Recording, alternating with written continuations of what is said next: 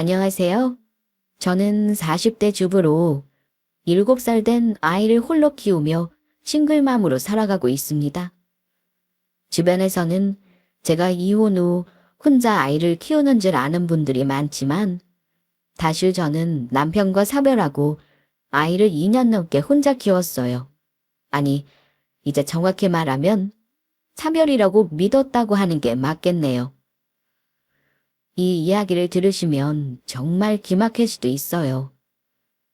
남편이 세상을 떠났다고 생각한 지 3년이 지나 제가 알지 못했던 충격적인 진실이 밝혀졌으니까요.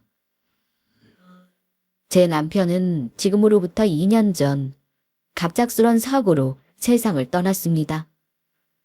낚시광이었던 남편은 당시 혼자 바다로 낚시여행을 떠났다가 바다에 빠져 실종되었어요. 경찰과 구조대가 수색했지만 끝내 시신을 찾을 수 없었습니다. 평범하게 아이 키우며 사는 것이 행복이던 저에게는 너무나 충격적인 소식이었죠. 저는 남편이 바다에서 사고로 사망했다고 믿고 갑작스런 이별을 받아들여야만 했습니다. 그날 이후 저는 남편과 함께했던 행복했던 결혼 생활의 기억들을 떠올리며 아이를 혼자 키우며 살아왔습니다. 원래 남편은 조용한 성격의 저와는 달리 활동적인 사람이었습니다. 결혼 전부터도 각종 운동 동호회 활동이 바쁜 사람이었어요. 특히 결혼 후에는 갑자기 낚시에 취미를 붙이더니 주말에 종종 혼자 낚시를 가거나 동호회에서 배를 빌려 배낚시를 자주 가곤 했어요. 저는 같이 배낚시를 갔다가 멀미로 혼쭐 나본 경험이 있어서 남편과 같이 낚시를 다니지는 않았습니다. 그런데 주변에서 제 친구들은 남편이 혼자 낚시 다니는 취미가 있다고 하면 색안경을 끼고 보면서 저에게 남편 감시 잘하라는 말을 했어요. 낚시하러 간다고 하고 바람 피우는 사람이 많다나요? 하지만 저는 그 말을 대수롭지 않게 생각했습니다. 누구보다 남편을 잘 안다고 생각했거든요. 지윤아, 남편 혼자 낚시 자주 간다며? 요즘 낚시 핑계로 바람 피우는 남자들도 많다더라. 남편 감시 잘해야 하는 거 아니야? 가만 보면 너는 남편을 너무 미는 것 같다. 남자는 시간이 남아들고 돈이 있으면 딴짓을 하는 법인데. 맞아. 왜 낚시 다닌다고 하면서 다른 여자 만나러 가는 사람들도 많다더라. 너 정말 괜찮겠어? 나 같으면 아무리 힘들어도 같이 가자고 할 것 같다. 나는 우리 남편 절반만 믿지 다 안 믿는다. 저는 그 말을 들을 때마다 피식 웃으며 대답하곤 했습니다. 설마 우리 남편이 그런 사람이겠어? 누구보다 그 사람을 잘 아는 게 바로 나야. 그리고 바람 나는 곳은 남녀가 모이는 데지. 혼자 낚시 다니는데 바람은 무슨. 너가 그 사람을 몰라? 우리 초등학교 때부터 서로 알던 사이잖아. 난 그런 걱정은 안 해. 사실 저와 남편은 초등학교 동창 사이입니다. 어릴 때부터 한 동네에 살았고 그러다가 제가 고등학교 입학 전에 지금 살고 있는 수도권 신도시로 이사가면서 한동안 못 보긴 했지만요. 남편과는 신기하게도 초등학교 때 같은 반이었던 적도 있었어요. 그때는 서로 별다른 감정이 없었지만 대학 시절 동창회에서 다시 만나면서 인연이 시작됐어요. 오랜만에 만난 남편은 예전 코올리게 시절과는 달리 남자답게 변했더라고요.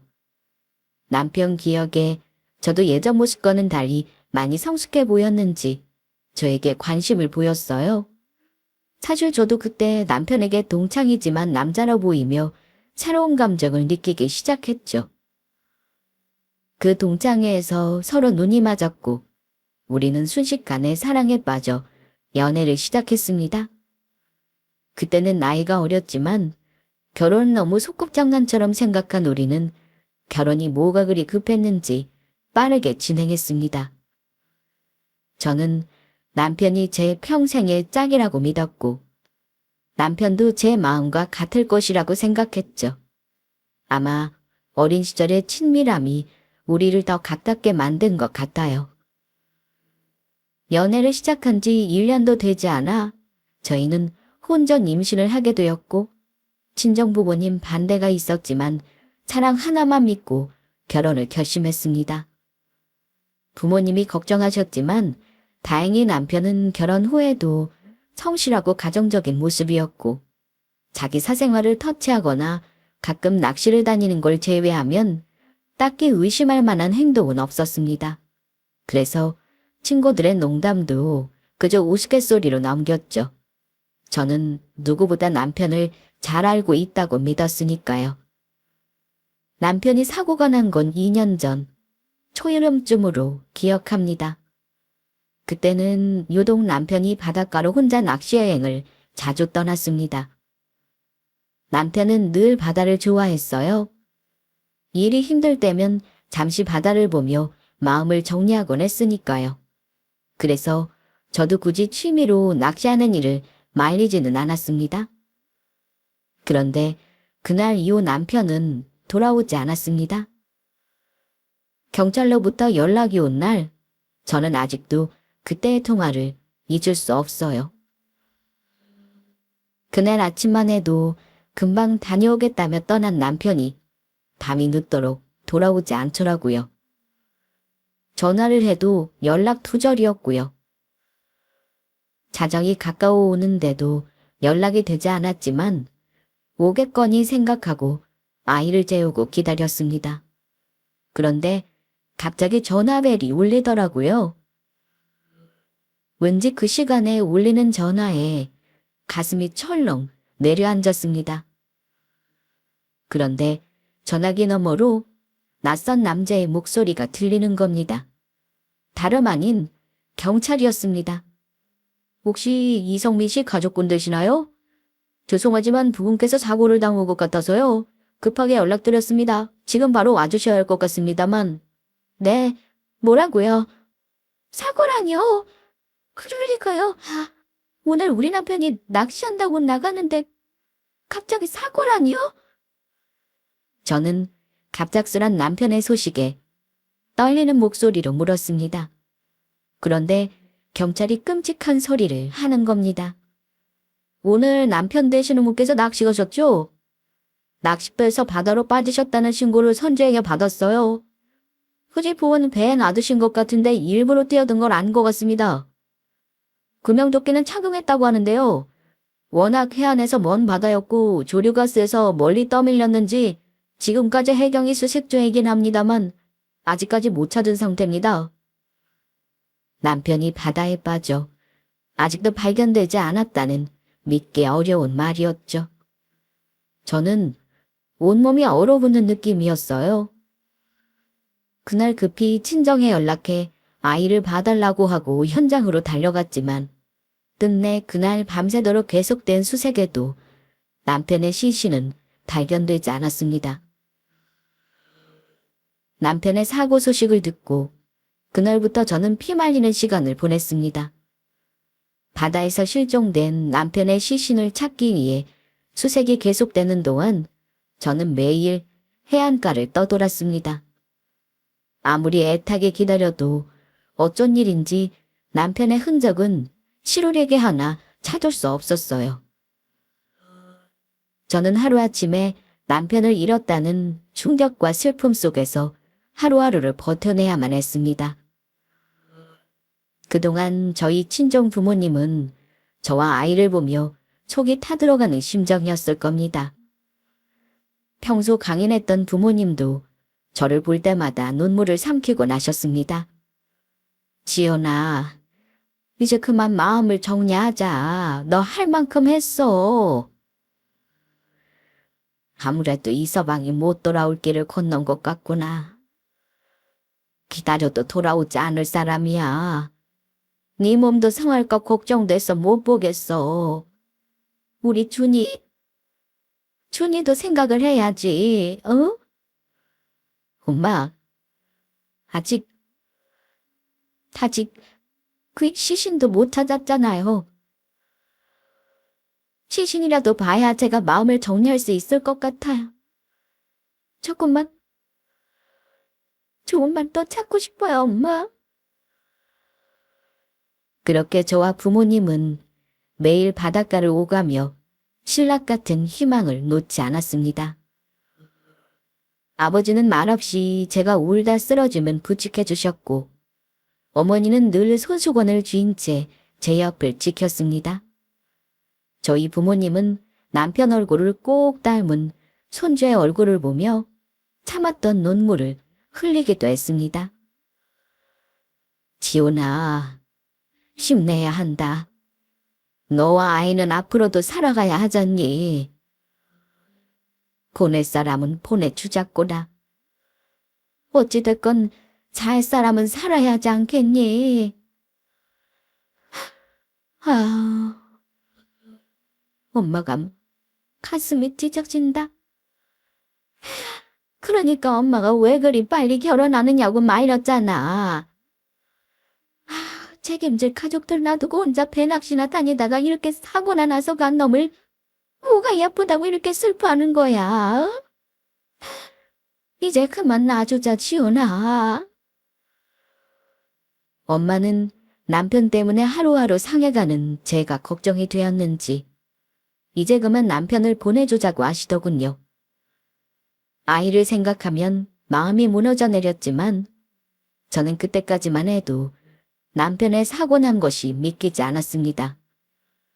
금방이라도 저와 아이의 이름을 부르면서 집으로 들어올 것 같았어요. 하지만 끝내 남편은 시신도 찾을 수가 없이 실종자로 남았습니다. 실종자의 사망 처리는 금세 되지 않더라고요. 남편의 경우 바다에 빠지는 걸 본 목격자가 있었기 때문에 1년 만에 특별 실종으로 법원에 선고를 받고 사망 처리를 할 수 있었어요. 남편의 사망 신고를 하기까지 그 1년 동안 저는 그야말로 하루하루를 매일 남편을 기다리며 보냈어요. 어쨌든 이제는 법적으로도 죽은 사람이니 그렇게 남편을 보내야만 했습니다. 시신조차 찾지 못한 채 저는 어린아들과 둘이 남게 되었습니다. 그 후로 저는 남편이 정말로 바다에서 사고로 사망했다고 굳게 믿고 살았죠. 힘든 와중에도 시간은 흐르더라고요. 저는 남편을 보내고 나서 아이를 잘 키워내야 한다는 일념으로 악착같이 살았어요. 직장에서도 승진해서 안정적으로 자리 잡았고 생애 최초 특공으로 청약이 당첨되어 내 집도 마련도 했습니다.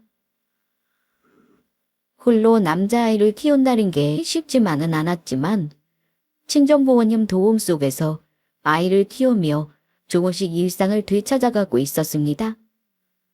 그러던 어느 날 고향에서 초등학교 동창회 소식에 들려왔습니다. 남편과 저는 초등학교 동창이었기 때문에 동창생 소식을 들으니 옛 추억이 떠올라 마음이 싱숭생숭했어요. 남편 생각이 나서 망설여졌지만 그래도 오랜만에 친구들을 만나기로 마음먹었습니다. 사실 저는 남편의 소식을 가족과 가까운 친구들 외에는 알리지 않았어요. 남편은 고향의 시댁 식구들이라고 할 만한 분들이 사실상 없었습니다. 부모님이 이혼하신 후 각자 다른 곳에 사셨고 거의 절연하다시피 살았어요. 결혼식에도 남편 쪽 혼조석은 비어 있었습니다. 게다가 동창생들에게 괜히 구설수가 되고 싶지는 않았어요. 왜 남의 불행이 누군가에게는 다십이 되기도 하니까요. 그리고 그때는 남편 장례보다는 시신을 찾는 데 주력했기 때문에 더더욱 연락을 하지 못했습니다. 그런데 친구가 동창에 연락을 하면서 조심스레 묻더라고요. 지훈아, 너 왜 그리 연락이 안 된 거야? 다들 얼마나 걱정하는지 몰라. 너랑 성민이 잘 지내고 있는 거 맞지? 어, 사정이 좀 있어서 연락이 어려웠어. 나는 잘 지내고 있어. 동창회 회비만 내고 왜 안 나오는 건데? 그동안 몇 번 모임했단 말이야. 이번에는 둘 다 꼭 와. 너도 오랜만에 고향 내려와서 우리 좀 만나고 수다도 떨자. 그래, 이번에는 꼭 갈게. 나도 다 모였을 때 할 말이 있기도 하고. 이번에는 갈 테니까 동창회 때 보자. 좋은 소식을 전할 수 없어 마음이 불편했지만 그래도 언젠가는 알려야 할 소식이라 생각하고 저는 큰맘 먹고 고향으로 내려갔습니다. 친정 식구도 다 이사 왔기 때문에 학교를 다녔던 고향에는 특별한 일이 없으면 갈 일이 없었던지라 정말 마음 먹고 내려간 거죠. 남편이 잘못되고 나서 오랜만에 참석한 동창회에서 친구들과 반가운 인사를 나누며 이야기를 나누던 중 한 친구가 그러더라고요. 지윤아, 너 남편은 요즘 어찌 지내? 오늘 왜 혼자 온 거야? 오늘 동창회인 거 알 텐데 기와 오는 거 신랑이랑 같이 오지 그랬어. 그랬더니 다른 친구들도 입을 모아 말하더라고요. 그래, 대체 니들은 무슨 연예인도 아니고 왜 그리 연락이 안 되냐? 예전에는 꼬박꼬박 둘이서 꼭 동창회 나오더니만 요즘엔 통 소식이 없더라. 저는 순간 남편 생각이 나서 울컥했지만 침착하게 대답했습니다. 사실 니들한테 연락 못한 이유가 있었어. 안 좋은 일이 좀 있었거든. 오늘 혼자 온 것도 그 이유고. 제가 말문을 떼자 거기 있는 친구들이 저를 모두 주시하더군요. 저는 힘겹게 입을 열고 말을 시작했습니다. 너희한테는 경황이 없어서 말 안 했는데 우리 그이 2년 전에 안 좋은 사고를 당해서 세상을 떠났어. 낚시하다가 바다에서 실종됐거든. 시신도 못 찾고 사망신고도 나중에 하느라 미처 연락을 못했다. 미안. 다들 우리 부부 소식 궁금했지? 그때였습니다. 제 말을 듣고 있던 한 친구가 갑자기 손으로 입을 틀어막으며 놀란 표정을 지었습니다. 뭐? 지훈아, 성민이가 2년 전에 죽었다고? 에이, 거짓말하지 마. 그럴 리가. 그 친구의 반응이 너무도 놀랍고 당황스러워서 저는 잠시 말을 잇지 못했지만 저는 차분하게 설명했습니다. 사실이야. 나도 아직 믿고 싶지 않아. 갑작스런 사고였고 시신도 찾지 못했어. 장례식 때 연락 못한 건 미안해. 그땐 나도 너무 경황이 없었어. 이해해줘. 저는 친구들에게 진심으로 사과하며 남편이 세상을 떠난 후의 슬픔을 이야기하려고 했습니다.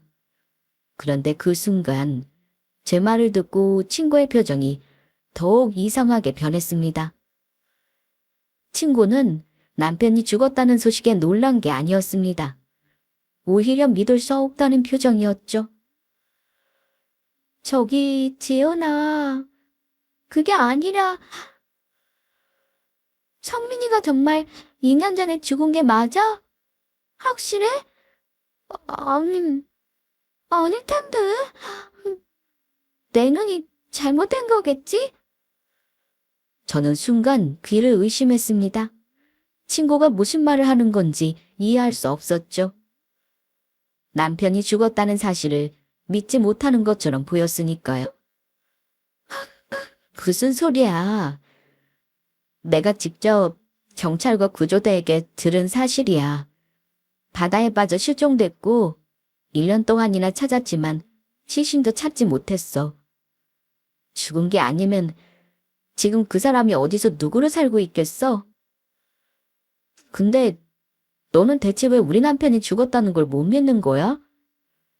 눈이 잘못됐다는 말은 또 뭐고?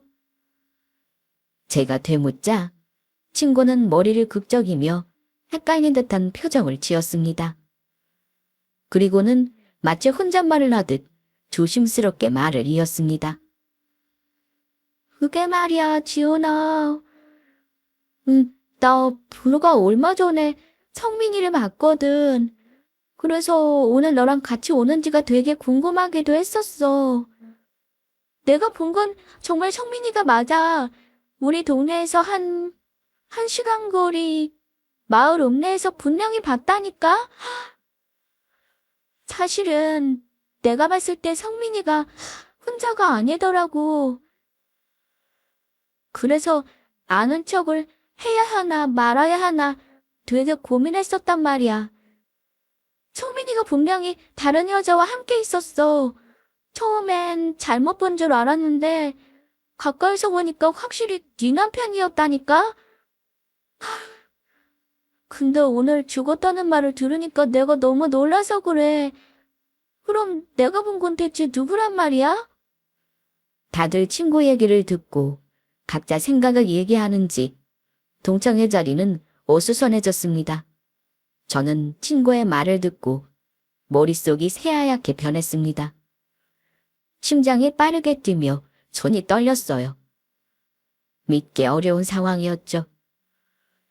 죽었다고 믿었던 남편이 다른 여자와 함께 있다는 말을 듣게 되다니 상상조차 해본 적이 없는 일이었으니까요. 뭐라고? 그럴 리가 없어. 네가 잘못 본 거겠지. 성민이는 분명 사고로 죽었어. 그걸 왜 네가 헷갈려 하는 거야? 하지만 친구는 고개를 저으며 단호하게 말했습니다. 아니야, 정말이야. 나도 처음엔 잘못 봤나 했지만 가까이 가서 다시 한번 얼굴을 확인했다니까. 네 남편 성민이가 맞았어. 너무나 다정하게 웬 여자랑 같이 커피숍에서 커피를 팔고 있었단 말이야. 그래서 차에서 내리지도 못하고 그냥 자리를 떴거든. 너랑 혹시 이혼하고 다른 여자를 만나 카페를 차렸나 했지. 그게 아니면 바람이니까 더 너한테 말을 못하겠더라. 근데 죽었다니. 우와, 지은아, 이게 뭔가 큰 사건이다. 나 지금 소름 돋는 거 알아? 내가 본 건 성민이가 확실해. 내가 동창 얼굴도 못 알아보겠냐? 더군다나 다 커서도 계속 본 친구를? 내 말 믿어달라니까? 정말 확실해? 그게 진짜 우리 남편이었다고. 내가 잘못 본 거라면 좋겠지만 그 남자가 네 남편이 맞는 것 같았어. 표정도 걸음걸이도 다 똑같았다니까.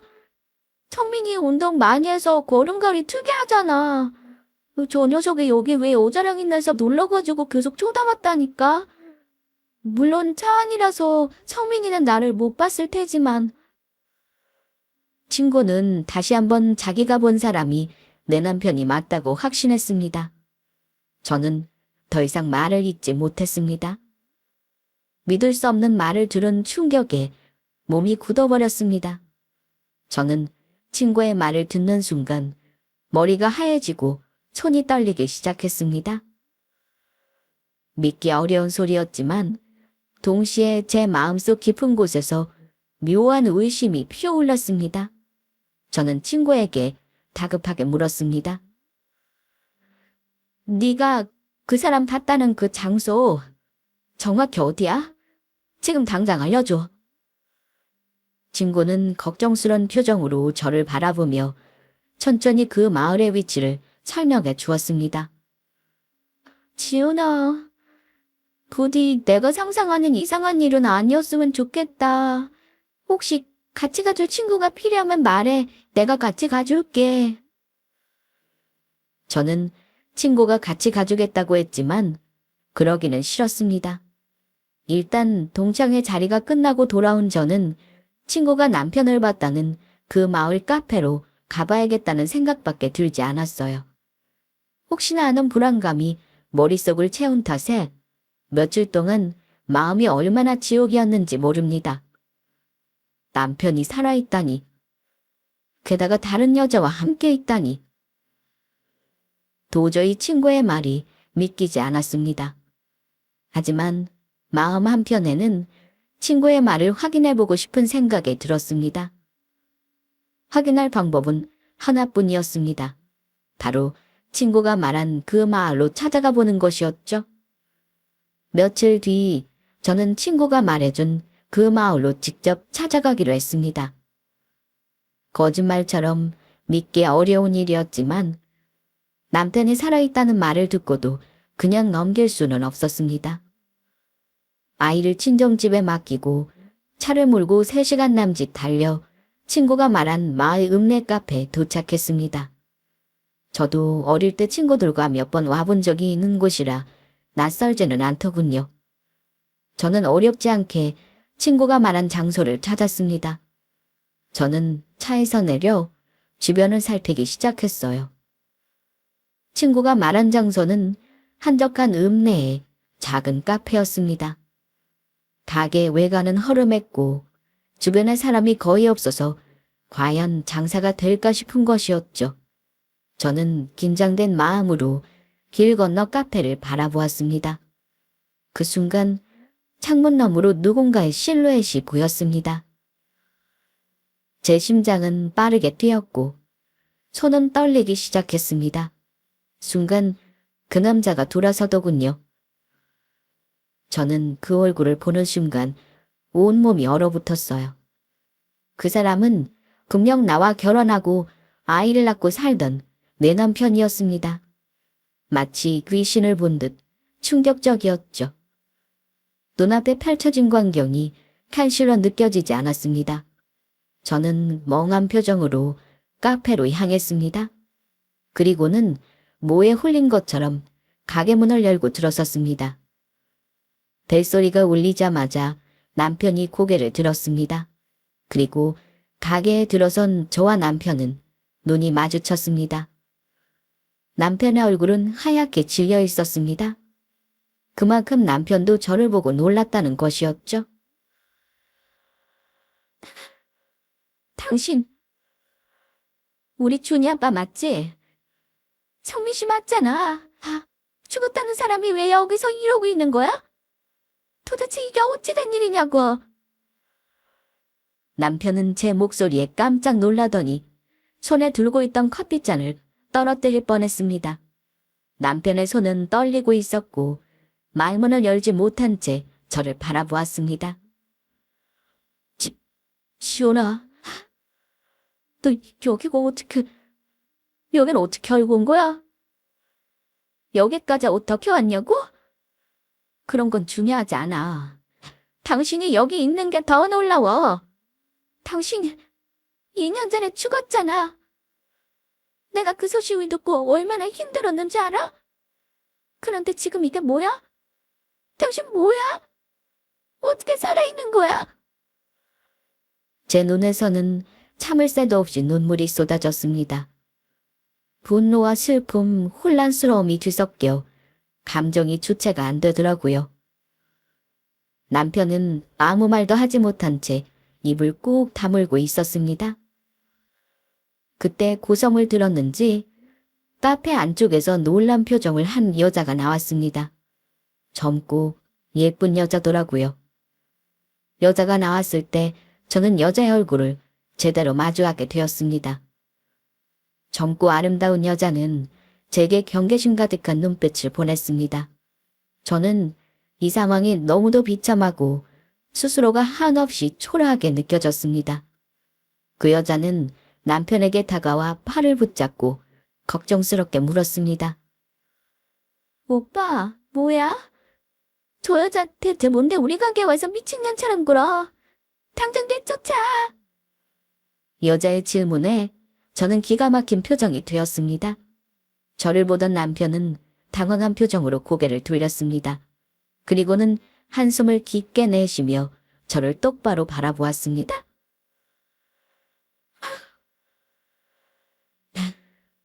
지훈아, 내가 설명할게. 다 이야기할게. 일단 진정해줘. 여기 우리 가게거든? 영업 방해하지 말고 일단 나가서 둘이 얘기하자. 응? 영업 방해. 진정하라고. 내가 진정할 수 있을 것 같아? 당신이 죽은 줄 알고 그동안 나랑 준이 어떻게 살아왔는지 알아? 그런데 당신은 여기서 다른 여자랑 이딴 카페 같지도 않은 곳에서 탕색까지 하면서 잘 살고 있었네? 대체 그동안 누구 이름으로 산 거니? 제 말에 옆에 있던 여자 역시 몹시 놀라며 언성을 높이더라고요. 오빠, 대체 이게 무슨 말이야? 분명 오빠는 전 부인이랑 완전히 정리했다고 했잖아. 내가 분명히 말했지. 난 내 연애는 싫다고. 그래서 정리했다며. 근데 뭐야? 이 여자 설마 오빠 전 부인이야? 오빠가 죽었는 줄 알았다니? 대체 이게 무슨 상황이야? 여자 말을 들으니 대충 알겠더라고요. 안타깝지만 그 여자도 남편의 거짓말에 속은 듯 보였습니다. 적어도 본인이 불륜이라고는 생각지 못하고 있었던 듯 보였어요. 하지만 남편이 임자가 있는 상태에서 만난 것만은 분명해 보였습니다. 아마도 그 여자는 불륜녀는 되기 싫었는지 자기와 살고 싶으면 전 부인과 정리한 후에 오라고 한 듯 보였죠. 그제야 모든 퍼즐이 맞춰졌습니다. 남편은 저를 버리고 이 젊은 여자와 새로운 삶을 살기 위해 모든 것을 꾸몄던 겁니다. 그래서 저와 아이를 두고 죽은 척 사고까지 꾸며 새로운 삶을 살고 있었던 것이었습니다. 그것도 제가 남편의 사고사를 믿고 슬픔 속에서 살아갈 동안에 말이죠. 당신, 본인을 죽은 사람으로 한 것도 모자라서 그런 거짓말을 하고 여자를 만나고 다녔구나. 대충 이해가 가네. 당신이 왜 갑자기 죽은 사람이 되어야 했는지 말이야. 나보다 예쁘고 젊은 여자를 보니까 이런 끔찍한 일을 벌일 정도로 눈이 뒤집혔던 거니?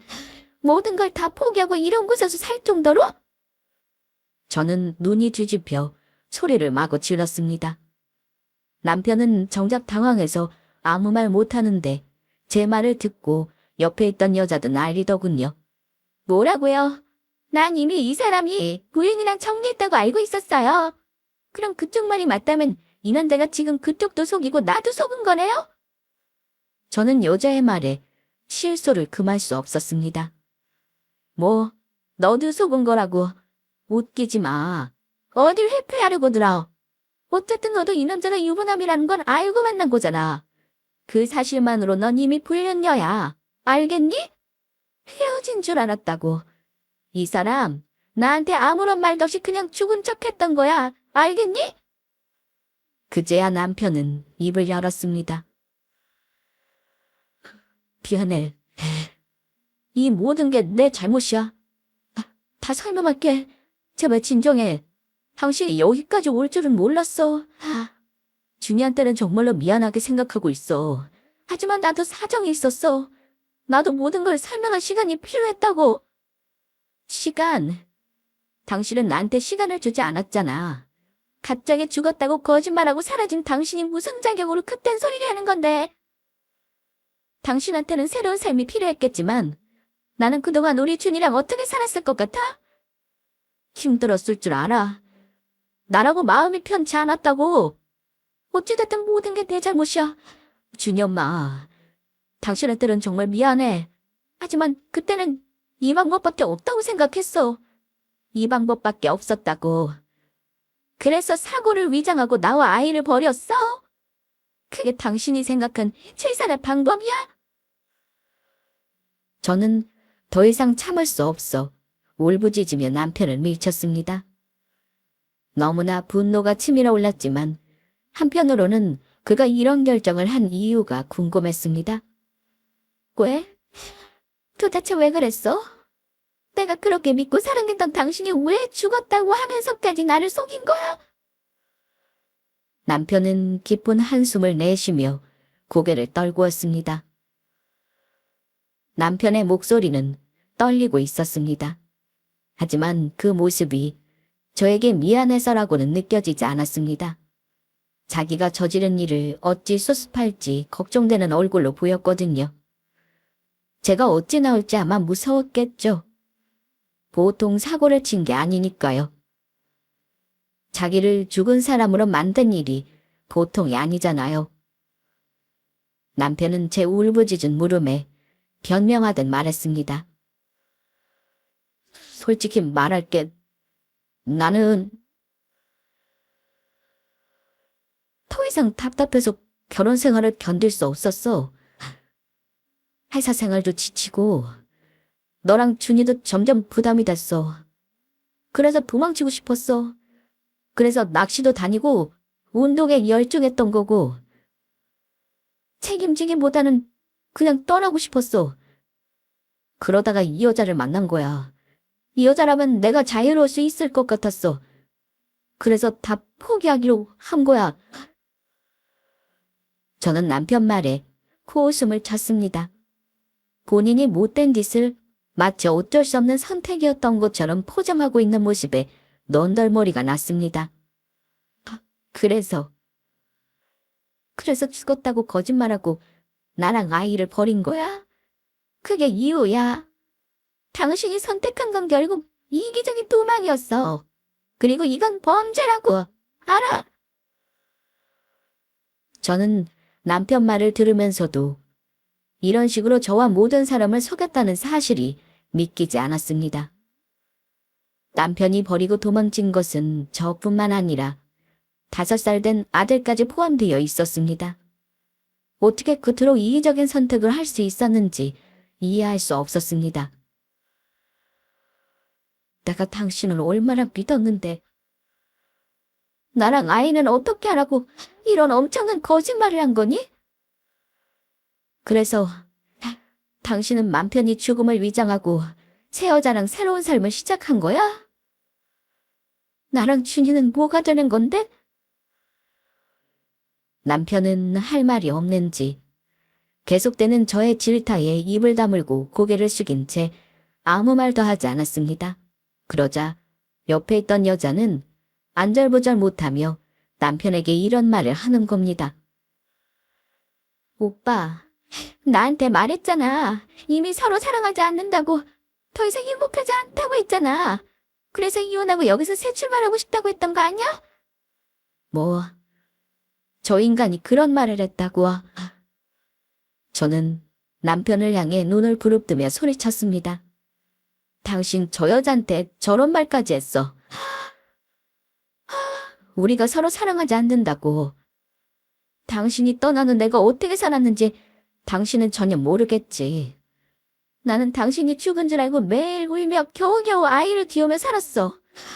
당신이 없는 세상에서 나는 매일 고통 속에 살았다고. 남편은 고개를 숙인 채 아무 말도 하지 못했습니다.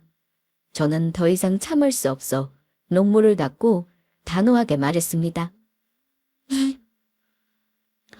좋아. 당신이 원했던 새 삶 다 가졌으니까 이제 책임질 차례야. 당신이 죽은 척하고 떠난 대가, 그리고 우리를 버린 대가를 치러야 할 거야. 나는 당신을 용서하지 않을 거야. 당신이 저지른 잘못은 반드시 대가를 치르게 할 테니 앞으로 무슨 일이 일어나든 단단히 각오해. 저는 남편을 마지막으로 쳐다보고 카페를 빠져나왔습니다.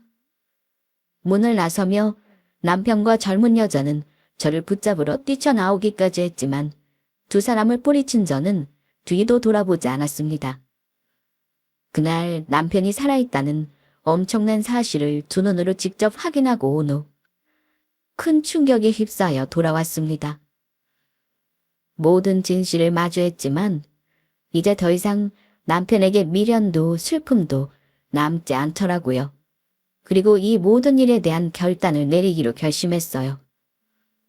쉽게 용서할 수 없는 이 상황을 두고 저와 아이를 위해 어떤 선택을 해야 할지 고민했어요.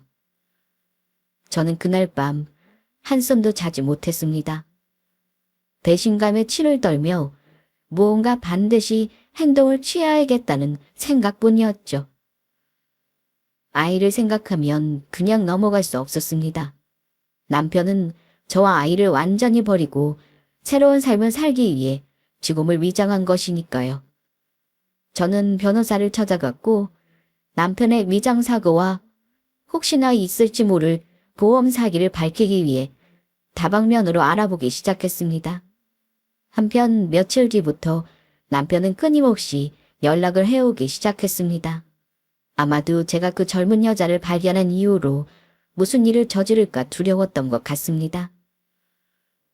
남편의 메시지와 전화는 온통 용서를 구하는 말뿐이었습니다.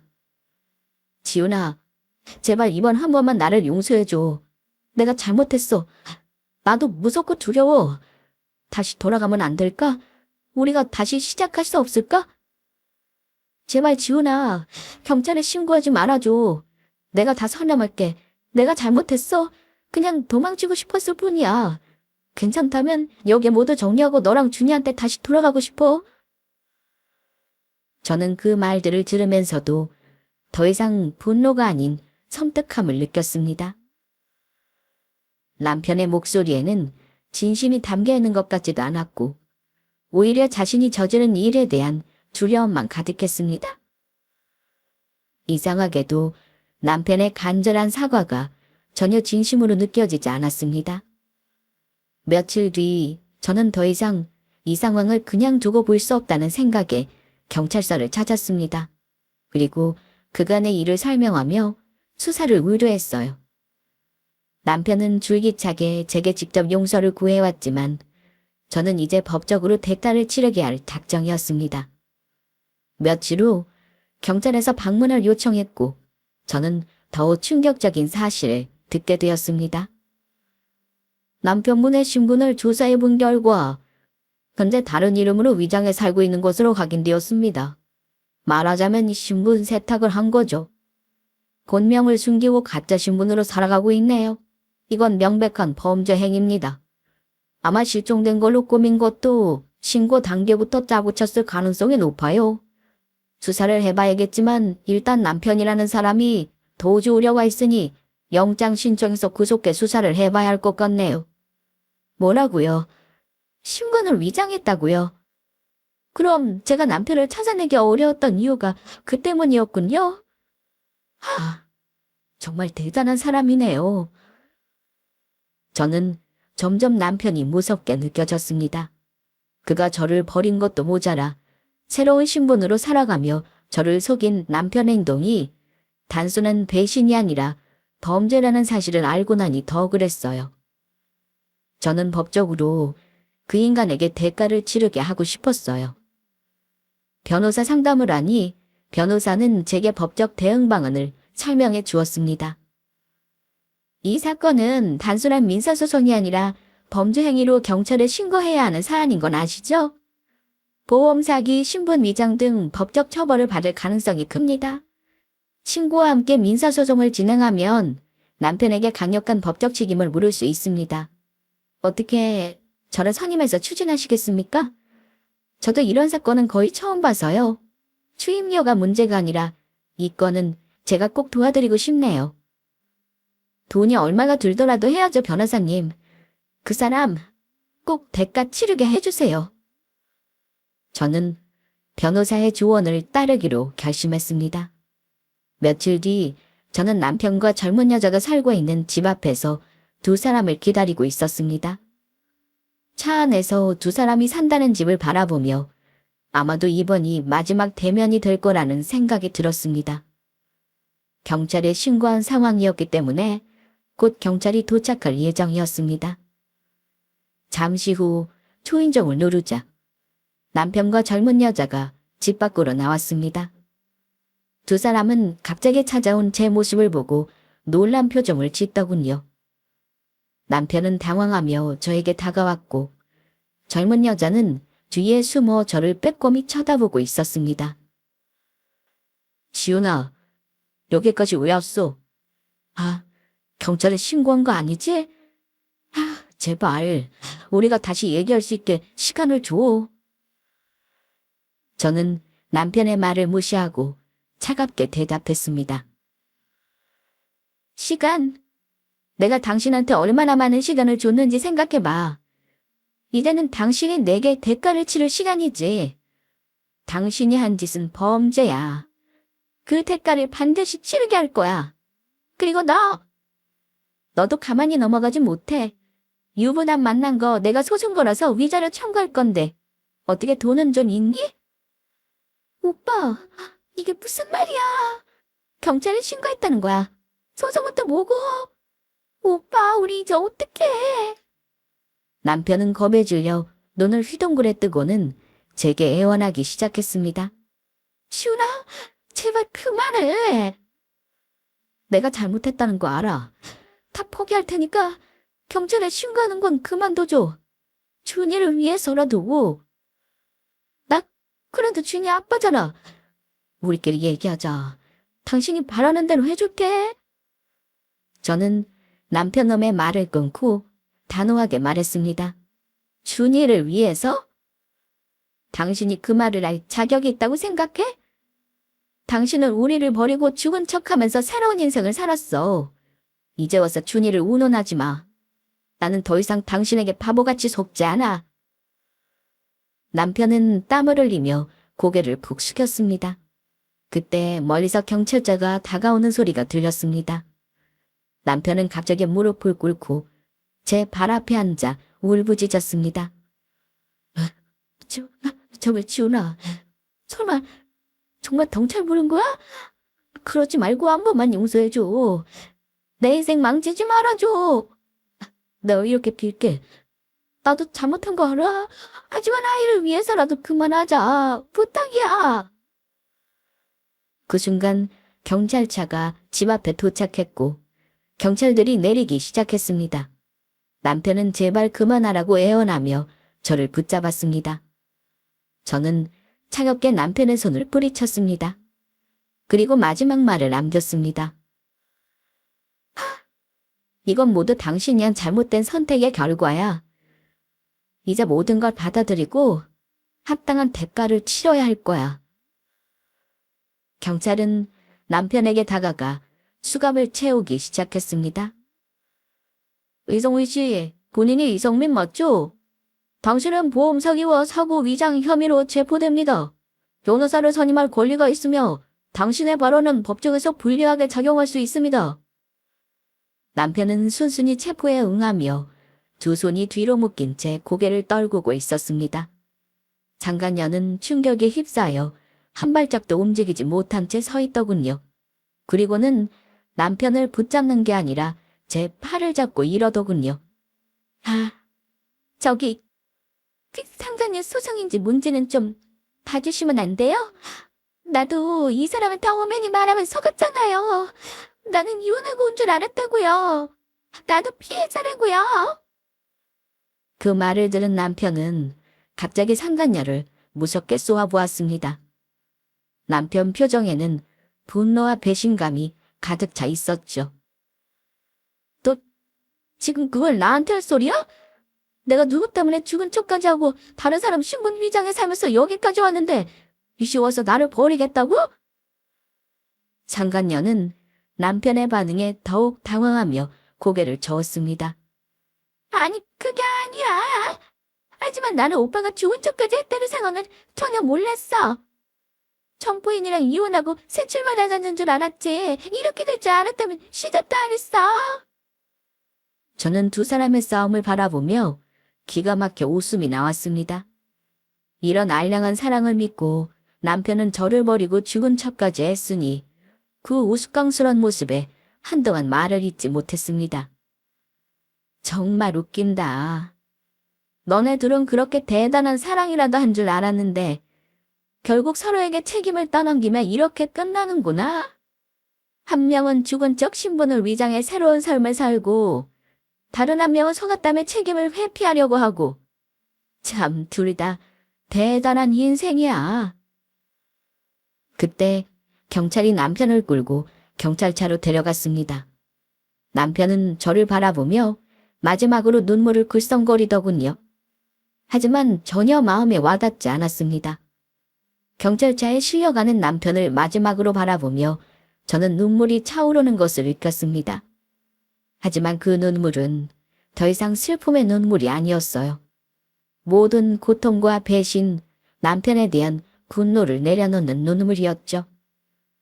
이후 저는 변호사를 통해 남편과 상간녀에게 법적 조치를 취했습니다. 위자료 청구와 함께 남편의 위장사고로 인해 거짓 보험금을 타낸 것도 밝혀내어 처벌받도록 했습니다. 그 이후로 남편은 모든 재산을 잃고 혼자 남았고 상간녀와도 관계가 끝나버렸다고 전해 들었습니다. 아마 우리 두 사람 이야기가 좁은 마을에 빠르게 소문이 퍼진 듯 했어요. 한동안 동창들이 돌아가면서 연락을 해오더라고요. 하나같이 남편 욕을 하고 저를 걱정하는 친구들이었습니다. 그때는 마음이 편해졌는지 친구들의 그런 걱정이 싫지 않았어요. 저는 남편이 고향 마을에 발을 붙일 수 없게 만들고 싶었습니다. 그래서 소문이 나는 대로 그냥 두었어요. 남편이 경찰에 체포된 지 몇 주가 지나고 저는 그동안 쌓여있던 법적 절차를 하나씩 마무리했습니다. 변호사와 상담 끝에 저는 남편의 보험 사기와 위장 사고에 대한 증거를 제출했고 남편의 죄는 명백하게 밝혀졌습니다. 법정에서 남편은 고개를 숙이고 모든 혐의를 인정했습니다. 얼마 후 판결이 내려졌습니다. 남편은 보험 사기와 위장 사고로 인해 실형 후 선고받았어요.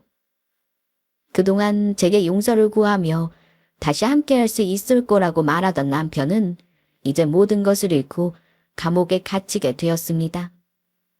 남편의 실형 선고와 상간녀와의 합의까지 모두 마무리된 후 저는 드디어 모든 것을 내려놓고 새로운 시작을 준비할 수 있게 되었습니다. 요즘은 그동안의 긴 싸움이 끝나고 저는 한결 가벼운 마음으로 아이와의 시간을 보내고 있습니다. 저의 사연은 끝났지만 한 가지 확실히 말씀드리고 싶은 게 있어요. 진실은 언젠가 드러나게 마련이라는 것입니다. 아무리 감추고 숨기려 해도 진실은 반드시 모습을 드러내고 그 진실을 알게 된 사람들은 언젠가 그 대가를 치르게 되어 있습니다. 그러니 우리 구독자분들은 절대 익숙함에 속아 소중함을 잃는 선택을 하지 않으셨으면 합니다. 제 긴 사연을 끝까지 들어주셔서 감사합니다.